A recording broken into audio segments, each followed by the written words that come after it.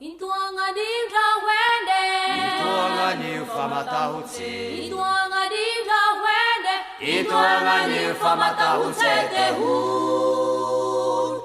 Uri famanitane mane. Mane tire kumare. Tuanga divra wende. Intuanga ni ufamatahutse tehu.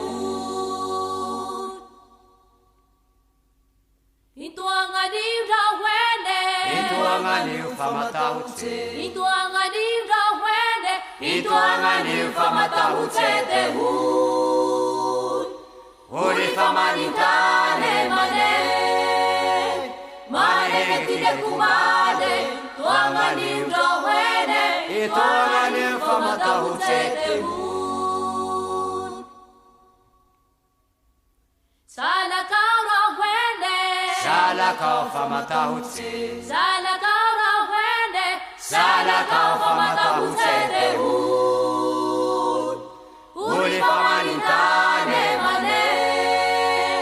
Mane tire kumare. Sala kaura wende. Sala kaufamatahutse tehu.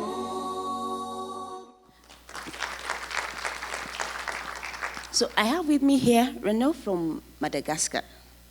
So Madagascar is an example of a tropical biome of Africa, and it's about promoting tree planting on degraded lands. It's about promoting the tropical biome of tree planting on the degraded lands that is managed by local communities.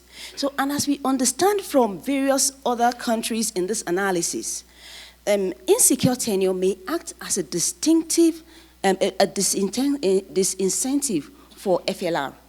So, however, it may also stimulate demands by communities to claim explicit recognition of their land rights. Now, it could also either formally or informally affect them. So in this context, the following lesson was learned in Madagascar.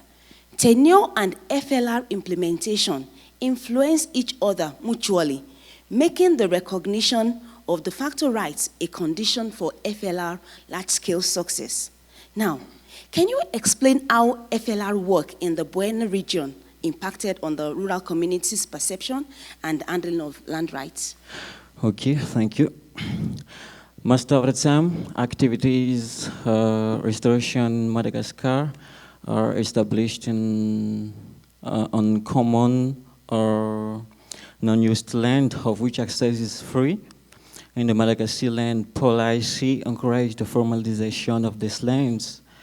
In general case, Madagascar patrional and land certificates are usually in the names of men. And thanks to FLR, more women are willing to be registered on the land certificates, and some women are ready to plant trees on their lands if this is facilitate their land certificate obtention. There is linked with their better perception of potential economic benefits, and also the ecological benefits, and finally the social benefits. Thank you, Renaud. Now, what changes in landscape governance policies would be needed at national level to upscale the restoration of forest landscapes in Madagascar and beyond? To upscale the forest restoration landscape in Madagascar, there are three changes to consider.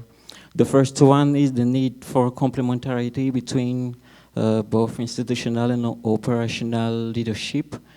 And the second one is the need for recognition of local resource tenure systems.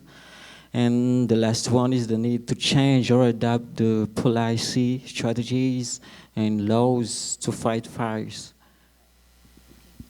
So, thank you very much. Thank you for the insights, and I think you can have your seat.